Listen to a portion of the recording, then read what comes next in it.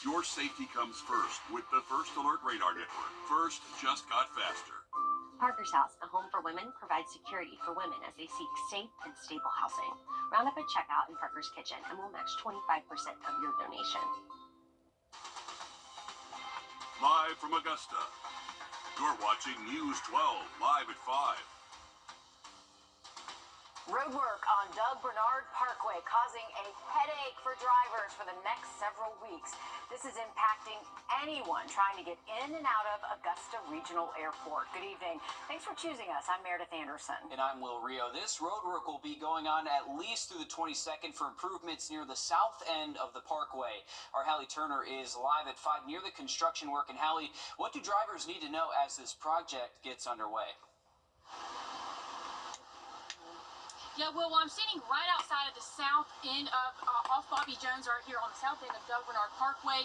And as you can see, this roadway is traveled a lot by semis. If you can't tell, some of this, we've got a lot of gravel out here, but the road is kind of uneven. But engineering confirms that both entrances to the airport are open. They're available for people to use, so you won't be affected. But if you come up the south end of Doug Bernard, right here, you will not be able to get in. And that's because leaders say the standard arrow next to the airport is adding another entrance for their employees. To do that, they have to widen the road, add a left and right turn lane, and more.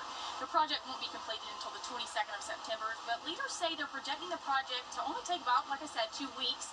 And the good news is, for something this size, it usually takes longer. To do as quickly as possible, so they should open everything back up the third week of this month. About 3 weeks is fairly normal for this type of project. It's actually, kind of quick compared to how long it could take. Now, coming up all new tonight on News 12 at 6 o'clock, I'm giving you a deeper look on the inside of what you should do and what routes you should take if you're a frequent driver, whether it's you're taking something from a big shipment out here or you drive just to get to the airport. We'll have what that route looks like for you on tonight on News 12. All right, thanks, Hallie. That is going to cause a lot of issues for a lot of people. Oh, yeah. If you have no idea that these roads are closed, trying to get to the airport, trying to catch a flight, maybe driving that way, not easy to turn around and not easy to book another flight either. Yeah, I really hope people don't miss flights because of this. Absolutely. Thanks for the update, Hallie. Switching gears to weather now as we take a live look outside over Grovetown here, I-20, and it's just another gorgeous day for us. Can't complain about the weather. It's cooler out there for us. Except we're inside. And this is a lot of people's Mondays. I know both of you guys had the Labor Day holiday off, so it feels like Monday, but it's really hard to be inside. High school football stadium went silent Friday night when a star quarterback took a hit and did not get back up. Tonight, Carson Kimball is in the hospital with a severe spinal injury that left him motionless from the waist down. His family now sharing an update from Grady Hospital in Atlanta as they get a better idea of the extent of his injuries.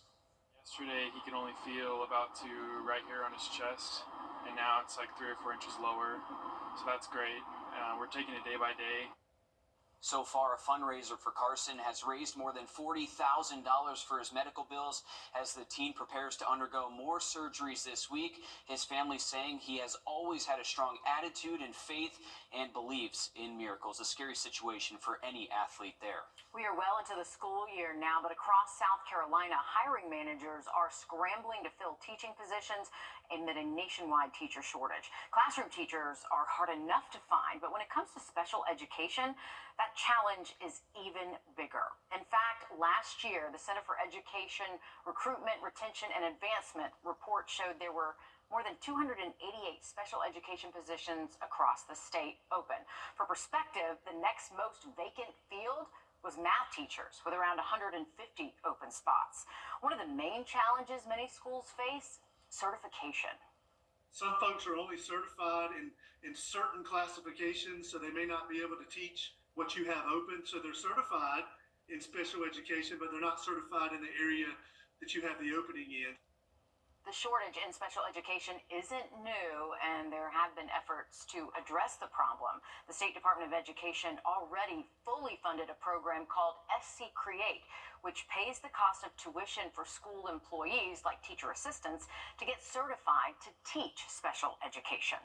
Well, cell phones will soon be banned in classrooms all across South Carolina. It comes as an order from the state legislature, and the details of what this ban will look like just earned the approval from the State Board of Education. Your State House reporter Mary Green has the details. On Tuesday, the State Board of Education adopted a model policy to ban cell phones in South Carolina public schools. Now it's up to districts to decide whether they'll adopt this policy or put stricter measures in place. We know that these digital distractions and devices are creating mental health challenges.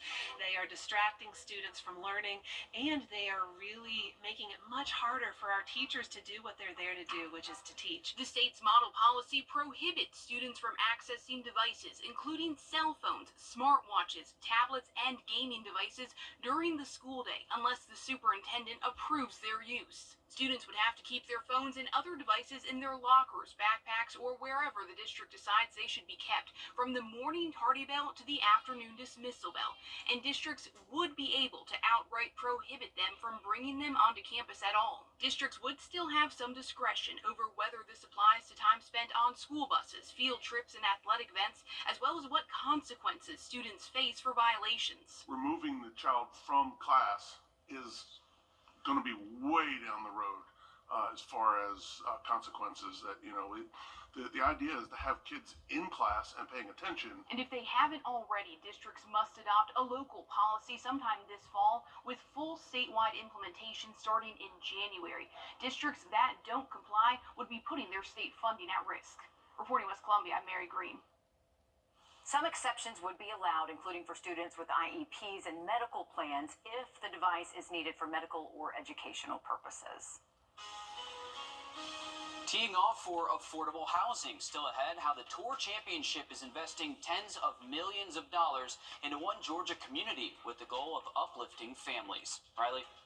And we are enjoying a little taste of fall out there today, and it should stick around the next few days, but we are bringing back some rain chances later in the week on the full forecast coming up. Time and Temp, brought to you by your First Alert weather team. Keep it here for those forecast updates. Sounds good. Thanks, Riley. When you think of living near a premier golf course, affordable housing might not come to mind, but that's exactly what's happening in Atlanta outside of East Lake Golf Club. The Tour Championship has injected tens of millions of dollars into an affordable housing complex there. And as Patrick Quinn reports, there is a lot of history behind the decision. Golf opening doors in Eastlake. This project does not happen without golf. For every fan watching the world's best comes funds. Since 1998, Executive Director Alex Urban told me the Tour Championship has donated $54 million into the surrounding community. That's when fans are buying tickets to the tournament, it helps support that cause. We were here a year ago as construction crews started digging into the Georgia red clay. Fast forward to now, and in a month's time, the first 8 families will move into this 40-unit affordable housing complex in the shadows of the Eastlake Golf Club. For us, it's moving families from rental units in the community into home ownership, therefore building generational wealth. Ilham Eskia, CEO of the Eastlake Foundation, said those making roughly $70,000 to $88,000 per year qualify for home ownership. Thanks to a 99-year lease, housing costs will stay affordable. A bright future in an area with a plagued past. It went from one of the worst neighborhoods in the country to one of the most sought-after neighborhoods. Nicknamed Little Vietnam, those living here in the 80s and early 90s faced deplorable conditions where the crime rate was 18 times the national average. Now, Eskia says crime has dropped 90%, and 96% of students who grow up here graduate. This week, students from the Drew Charter School got to tour the new-look Eastlake Golf Club, and during the Tour Championship, every swing helps revitalize the community around the course. The bottom line is that it's helping real people and real people's lives. The next phase of this complex will open within the next year, which will add another 10 to 20 affordable units. One firefighter at the right place at the right time, saving a South Carolina pastor's life after the break, their tearful reunion, and how they say they were brought together. First Alert Radar, powered by Jim Hudson Automotive Group. I'm Donald J. Trump. Roof savers. Save your roof, save your money. A pastor in Horry County, South Carolina, is celebrating a life-saving miracle.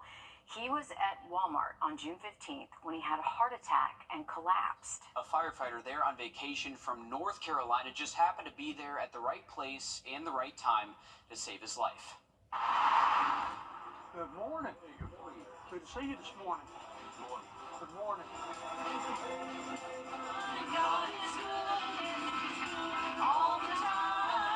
This wasn't the typical service.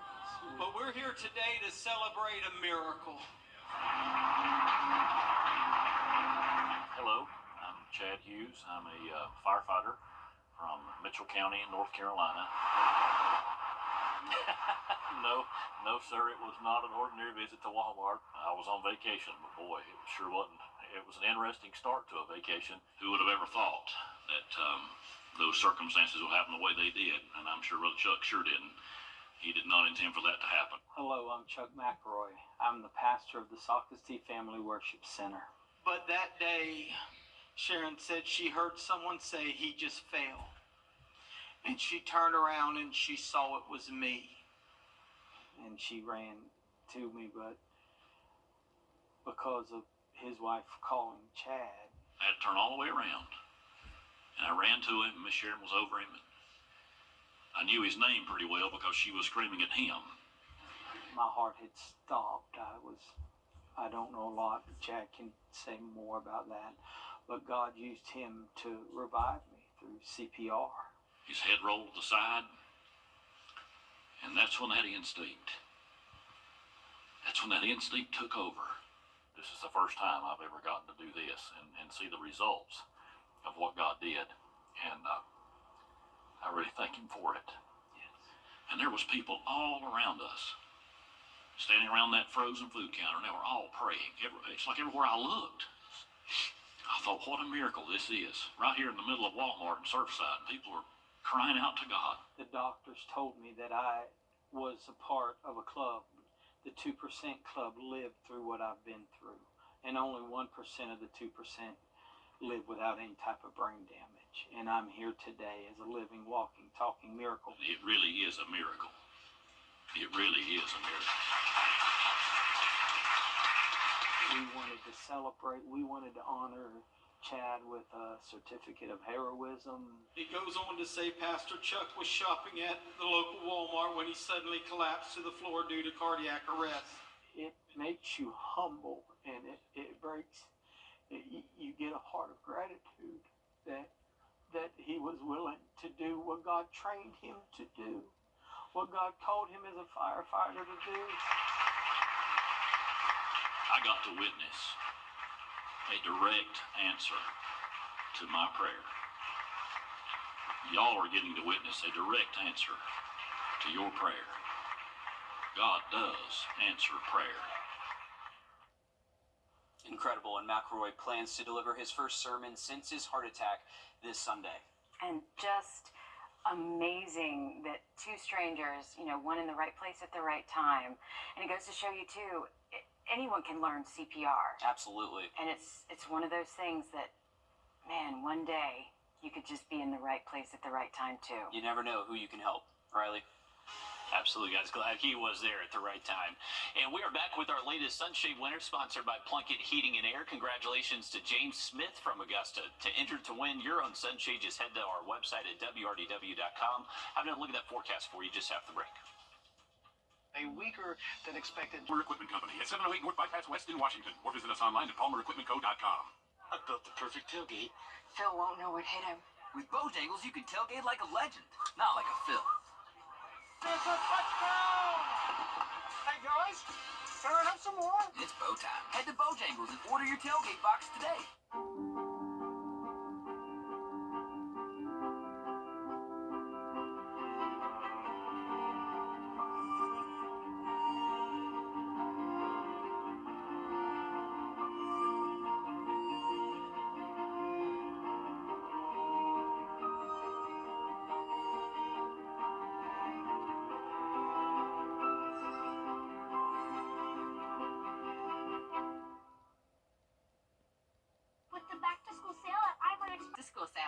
Trust Chief Meteorologist Riley Hale for your first alert.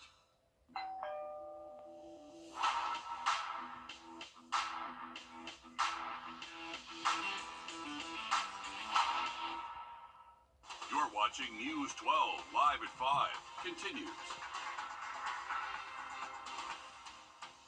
Hey, Aiken County has big plans for its schools with hundreds of millions in taxpayer dollars if voters choose to renew the penny sales tax. Good evening, I'm Will Rio. And I'm Meredith Anderson. Starting tonight, the county is holding a series of informational sessions to break down how it'll use your money to improve several schools in the county. Things like adding a new elementary school in Area 3 and millions in improvements for South Aiken, Midland Valley, and Silver Bluff High Schools, as well as North Augusta Middle School. Your Kennedy Payne is live at 5 at Silver Bluff High School, where the first meeting gets underway tonight at 6:30.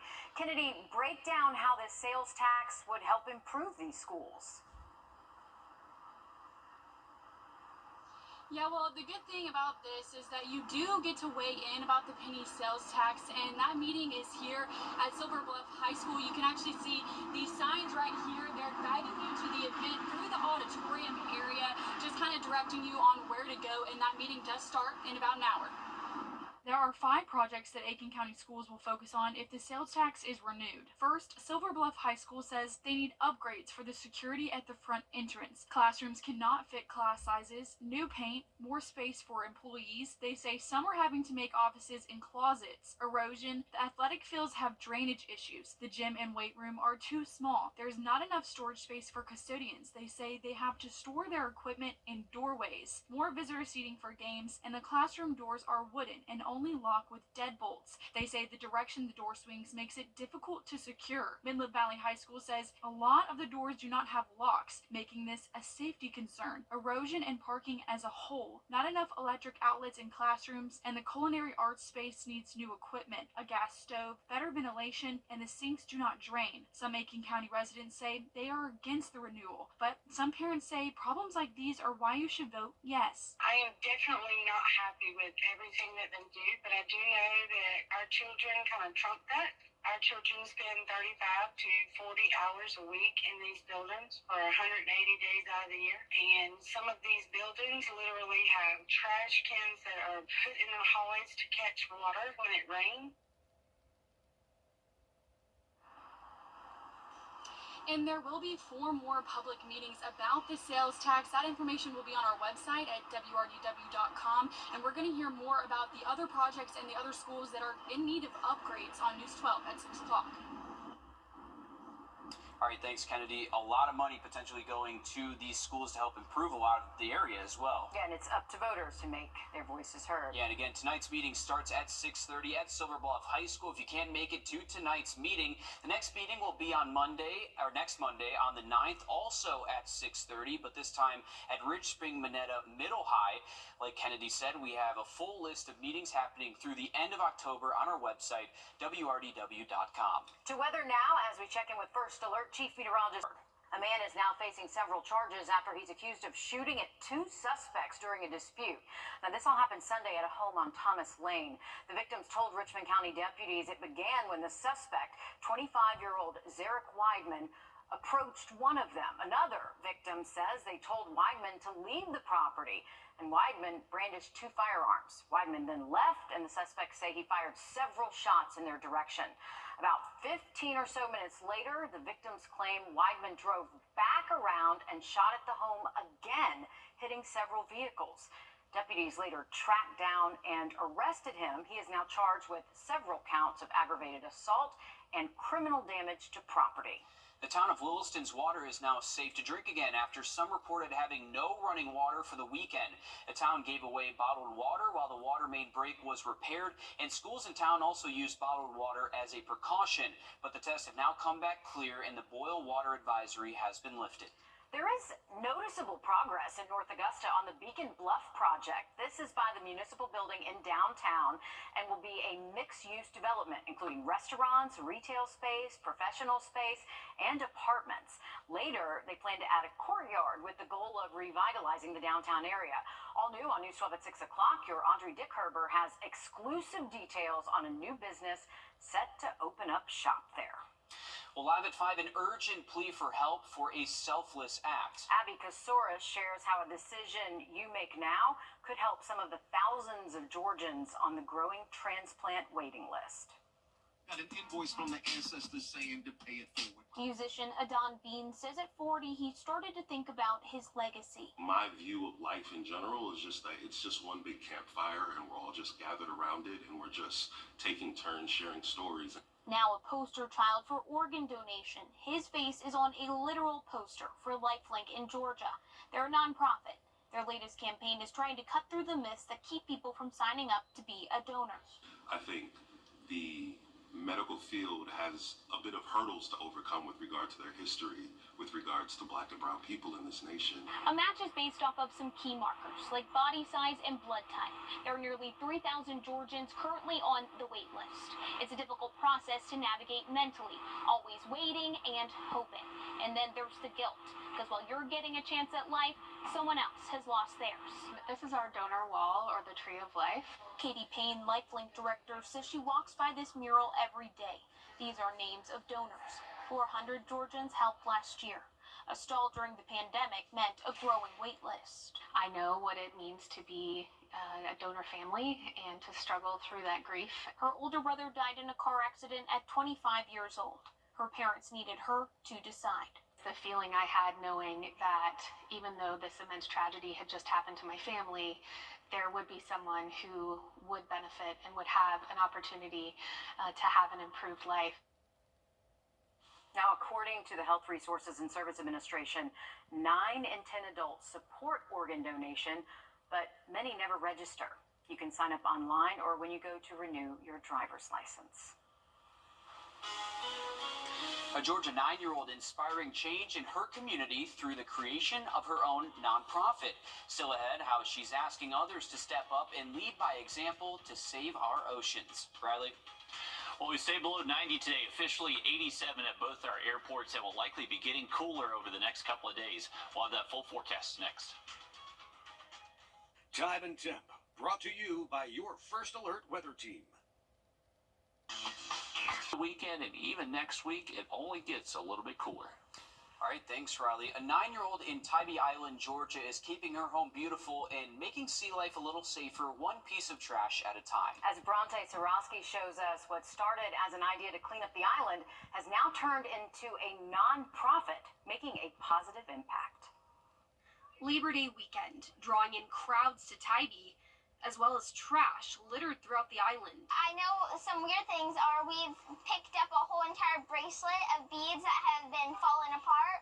We've picked up a lot of bottle caps, a ton of cigarette butts, a few straws. Thankfully, 9-year-old Lydia Clever, or Liddy, her mom, and some other volunteers are working hard to clean as much of Tybrisa Street as they can. I adopted Tybrisa Street out here in Tybee because of my nonprofit, and I wanted to get all of the trash up.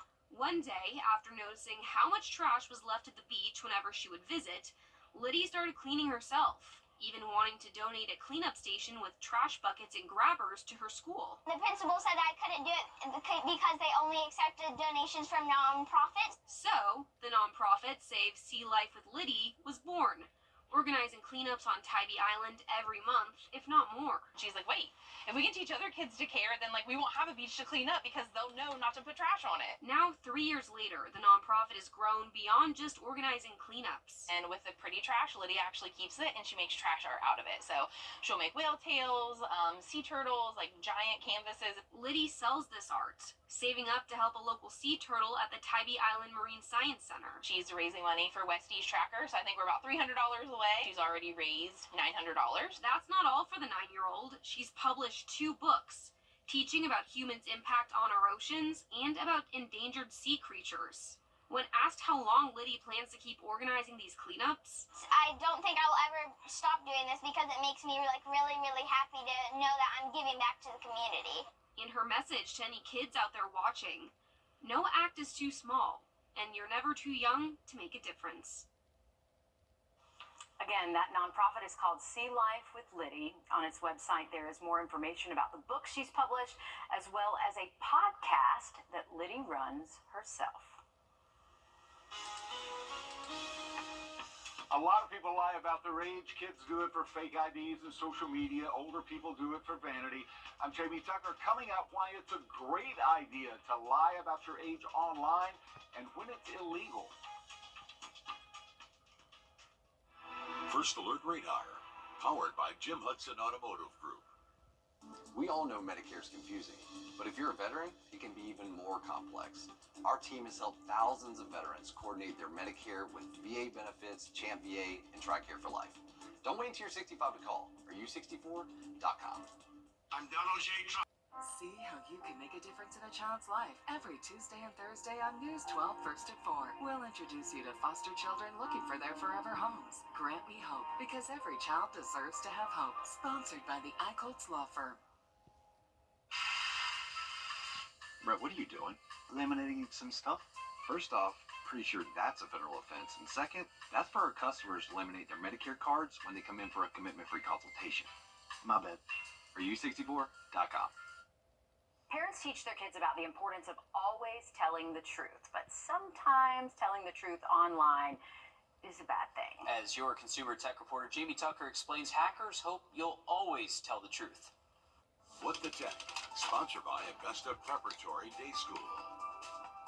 The kids lie about their age online to open accounts on Snapchat, Instagram, TikTok, and any of the other accounts that require users to be at least 13 years old or older. And actually lying about your age is a good idea for adults too, but for a different reason. When apps and new accounts ask for your birth date, don't tell the truth. Unless it's a bank, a credit card, or dating app, or the government, there's no reason to post your real birth date. And it's one of the critical items hackers need to steal your identity.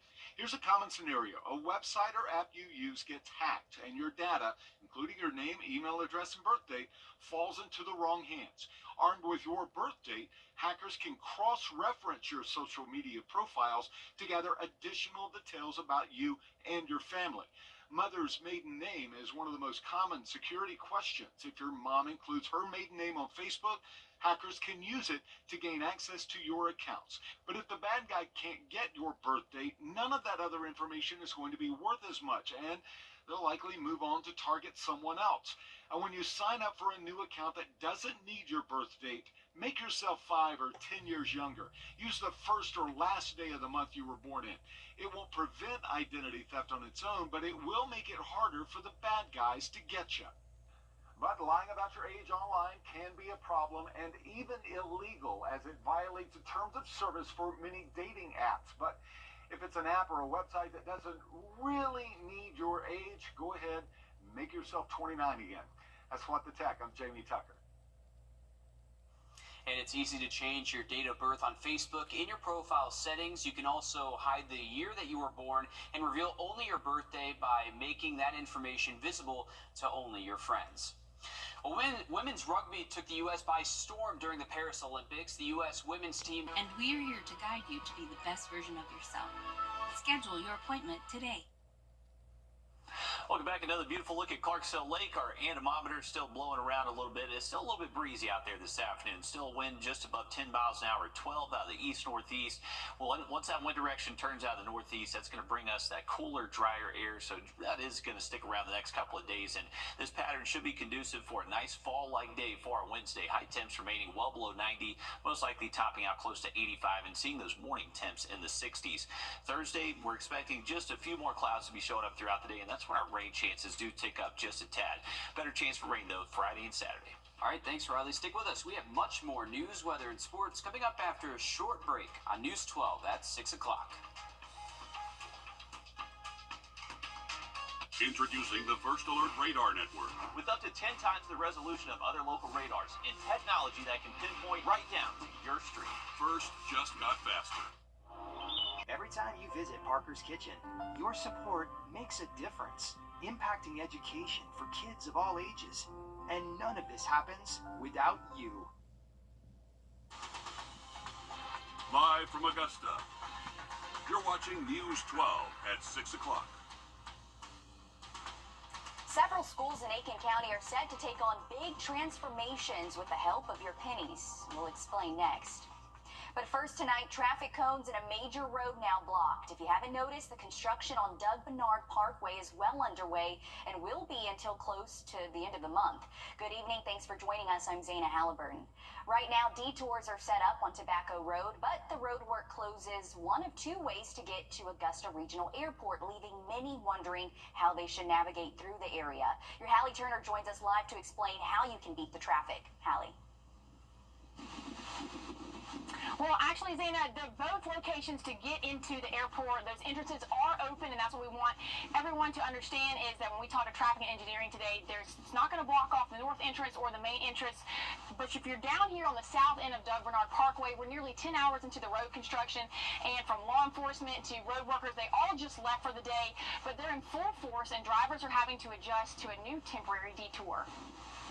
Getting you from point A to B on Augusta Regional's runway is usually a straight shot, but just like a trip to the airport these days, new signs in front of Augusta Regional show your day-to-day departure may be delayed, but not in the way you think. The traffic that's going to be affected by this is a lot of the truck traffic that would go to the industrial area, the paper plant and some of the other things that are down south of the airport. If you're one of the thousands of drivers who travels the south end of Doug Bernard Parkway to either deliver a shipment to one of the industrial companies or you use it to catch a flight out of the airport, your drive that you're used to taking looks a lot like this. And thanks to construction, it's going to stay that way for the next several weeks. So what will that new route look like from now until September 22nd? Well, let's take a look. It starts just beyond the main entrance to the airport. Standard Aero, which is a company, they repair engines and build engines, and they have one entrance into their facility, and they wanted to build a second one. The closure is allowing for wider roads, a new left and right turn, and more. But if you want to get to the other side, tack on an extra 10 minutes if you're detouring on Tobacco Road. The good news is this project isn't expected to take as long as most would. They're trying to do as quickly as possible, so they should open everything back up the third week of this month. About 3 weeks is fairly normal for this type of project. It's actually, kind of quick compared to how long it could take. Now, the biggest thing, again, the engineering wants you to know is that, again, both entrances to the airport are open. And again, if you're traveling the south end of Doug Bernard Parkway, you can come down this road, but you're going to be rerouted right here to 4-H Club Road that takes you back out to the main road of Mike Paget. And again, you can detour through Tobacco Road. So if you come down this way, you're going to be turned around by a Georgia State Patrol officer who will be here tomorrow morning and throughout to the 22nd. Hallie, thanks for that. So if you're headed that way, just follow the trooper right there. Again, this construction happening now through the 22nd. Thanks for that, Hallie. More news in just a moment, but right now we're sending things outside. We'll see how long this cool air sticks around that full forecast in just a bit. I like it. Hopefully it stays around for a bit. Thanks, Riley. One penny can help with future projects across schools in Aiken County. For example, Silver Bluff High School looks like this, but soon it could look like this. That's not all. This tax will be a major boost to 4 schools and a new addition in Area 3. Your Kennedy Payne joins us live from tonight's meeting to explain. Kennedy. Yeah, well, you do still have time to come out here and weigh in about the penny sales tax. Again, their first public meeting is here at Silver Bluff High School, and they really do make it easy to find out where you're going. When you come in the entrance, they have signs like these, kind of directing you on where to go. They're all around the parking lot as well, and right when you walk into the school. And again, that meeting does start in about 30 minutes. There are 5 total projects that Aiken County Schools will focus on if the sales tax is renewed. South Aiken says they need a new fire alarm system, a new roof. The cafeteria is too small, the welding room is outdated and too small. Some of these buildings literally have trash cans that are put in the hallways to catch water. Culinary Arts says there is no drainage in the floor, there is no ventilation, and they need a new gas stove. Fences and guardrails need to be replaced, wooden doors are rotting, and new paint is needed. They need an auxiliary gym because cheer and wrestling are practicing in the cafeteria. Upgraded athletic fields and lockers. They say they currently have lockers from another school, and the band room needs more space because they are storing their equipment in at least 9 other places. North Augusta Middle School says the front entrance does not separate visitors from the entry to the school and isn't handicap accessible. They need a new HVAC system. Walls are covered in metal and are warm to the touch, making the already AC challenged school building even warmer. You have to go inside of the school buildings and spend time in them to understand why it is needed. Doors do not fully close and need to be locked for safety. Windows throughout the school leak. Doors, lighting, tile, and the parking lot need to be replaced. Wiring is exposed throughout the building. The walkway to the media center floods, damaging flooring in the library and media center. There is no ventilation in the restrooms or circulation in the gym, and an office is used as a ticket booth, storage, and office space. What you put into something is what you get out of it. Also, they say the Graniteville area has seen a lot of growth recently, and to help prevent overcrowding at elementary schools, they are going to build a new one if approved by voters. The school would be built to accommodate around 750 students. And there are 4 other public meetings about the sales tax, and we'll have the information, dates, times, locations, all of that on our website at wrdw.com. Thanks, Kennedy. And again, that meeting getting ready to start. We'll have more coverage from the meeting, but thanks for breaking down what this sales tax will improve. New tonight, a 25-year-old accused of shooting up a home and several cars is now in custody, according to the Richmond County Sheriff's Office. Deputies say Zarek Weideman fired several shots towards 4 victims who were outside a home on Thomas Lane Sunday. The report says he then came back about 10 to 15 minutes later with another man and fired more shots at the victim's home and car. Deputies were able to arrest Weideman at his home after one of the victims identified him. Weideman is facing several charges, including criminal damage to property in the first degree and aggravated assault. After weeks of talking about Augusta Mayor's credit card comfortably in the 60s, and then there's that 7-day forecast for you, just keeping those temperatures cooler than average through the early next week, and we'll actually be trending even cooler than this week by the time we get to Monday and Tuesday. Ooh, I know a lot of people are happy about that. Thanks, Riley. Work being done on Beacon Bluff in North Augusta is fully underway. So is work on the new apartments set to come to the area. From luxury living to dining and shopping, Beacon Bluff is set to become a destination. Your Audrey Dickerber has details on a new business set to open up shop, something you will only hear first on News 12 at 6 o'clock. It's a project that's been years in the making, and now windows are going in, walls are going up, and another new business is coming as anticipation grows for people to enjoy it in February. It's a sound and sight you're used to seeing right across the river. People are starting to notice the more aesthetic features of the building now coming along. We're putting up brick, we're putting up sheathing on the outside. The tower is about to start getting brick applied to it. So I think it'll start to make a lot more of a statement off of Georgia Avenue as a gateway project for this community. Bringing in more apartments available for lease and a new restaurant called Bull Boss, offering a variety of acai bowls and more for people to try. We've got Melty down below, Bowl Boss, which has their grand opening this Saturday. Very excited about that. And Fleet Feet, which had their grand opening a couple of weeks ago. And in the newer building at Beacon Bluff, we've got Brinkley's Tavern on the first floor. We've got Corona's Health going to be on the second floor and some medical office space. North Augusta Forward will have their offices on the third floor. There's still one office and some retail or restaurant space on the first floor, but they're already 70% leased up. It'll really bring a lot of life to this street corner.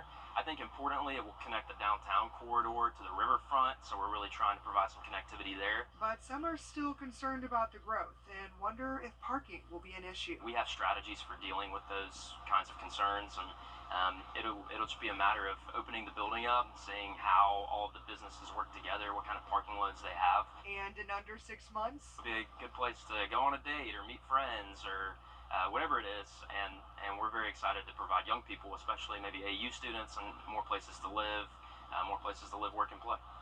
And he says people will be able to come out and enjoy this new area and restaurants by February. In North Augusta, Audrey Dickerber on your side. Very cool. Thanks for that, Audrey. Going to be nice to see it all come together. And there's been a soft opening all week for Bull Boss for all of you acai lovers, but there will be a grand opening this Saturday for everyone to come give the new place a try. Coming up, how the U.S. women's rugby team helped. Hey, don't forget to vote for your game of the week. Just go ahead and scan that flow code to tell us where we're headed Friday night. Thanks, Alyssa. Cell phones will soon be banned in classrooms across the entire state of South Carolina. Here at home, schools in Aiken County already have a firm cell phone policy to not allow the devices during the school day. It comes as an order from the state legislature, and the details of what this ban will look like just earned the approval from the State Board of Education. Today, the State Board of Education approved a model policy to ban cell phones in South Carolina public schools. Now districts can decide whether they'll implement this policy or put stricter measures in place. We know that these digital distractions and devices are creating mental health challenges. They are distracting students from learning, and they are really making it much harder for our teachers to do what they're there to do, which is to teach. The idea is to have kids in class and paying attention. Districts would still have some discretion over whether this applies to time spent on school buses, field trips, and athletic events, as well as what consequences students face for violations. Districts must adopt a local policy sometime this fall, with full statewide implementation starting in January. Those that don't comply would be putting their state funding at risk. Well, we are monitoring 3 separate tropical waves in the Atlantic, one just entering the Gulf of Mexico and then another over the middle of the Atlantic. No immediate concern to us and less than a 30% chance of developing in the next 7 days. I'm going to look at our local forecast just after the break. The First Alert Team, the best in Georgia.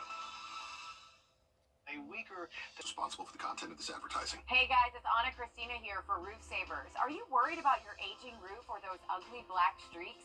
Roof replacement can be costly, but Roof Savers has a solution with our proprietary patent-pending product, Renew It, featuring groundbreaking microcraze VR technology. This technology penetrates deeply into your shingles, revitalizing and protecting your roof like never before. With Renew It, extend your roof's life by 10 years with a single treatment, saving you thousands compared to an expensive, time-consuming replacement. Listen to some of our happy customers. Yeah, we were deciding whether or not to replace our roof and what we needed to do. The guys came out and explained it, and we decided to try it, and it's been incredible. It's been 2 years now, and a roof we would have had to replace, now we're able to extend that life, and we're looking at doing more ministry because we were able to save money. The before and after pictures will have people thinking that you've replaced your roof when you've really just extended the life of your roof. I love it. I am so proud. I think it's the best looking residence in my subdivision now. Join the countless homeowners who have trusted Roof Savers with our patent-pending Renew It microcraze VR technology. Call the number on the screen right now to see if your roof qualifies and add 10 additional years of life to your existing roof. Roof Savers, save your roof, save your money. After a long day's work, the last thing you want is to step inside a scorching vehicle. No one likes that feeling. So let us keep you and your car comfortable with the First Alert Auto Sunshade, sponsored by Plunkett Heating and Air. Temperatures inside your car can reach well over 130 degrees, damaging your vehicle's interior. That's why we're bringing you the solution to keep your vehicle safe no matter if it's summer or winter. Enter to win your First Alert Weather Auto Sunshade at WRDW.com. Tune in Tuesdays and Thursdays at 5 to see if you're a winner.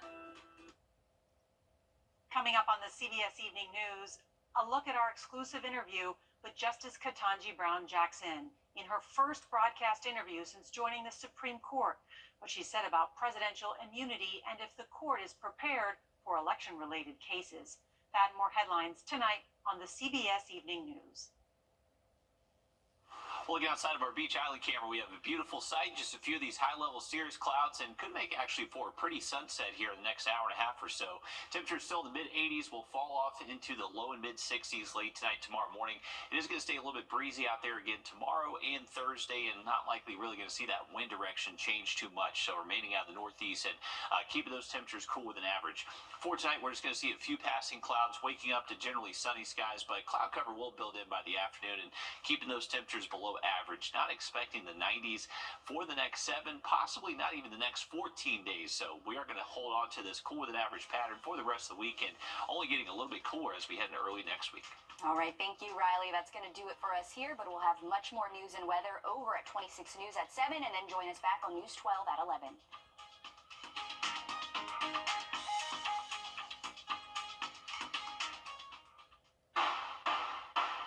So hard to just be able to get ahead. And we are very proud of Bidenomics. Our First Alert has always given you the edge against severe weather. And now, with our new First Alert radar network, First just got even faster.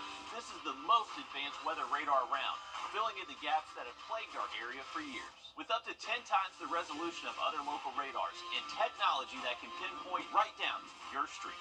No other station can provide you with this type of enhanced weather coverage. You'll only find it here, putting your family safety first with the First Alert Radar Network.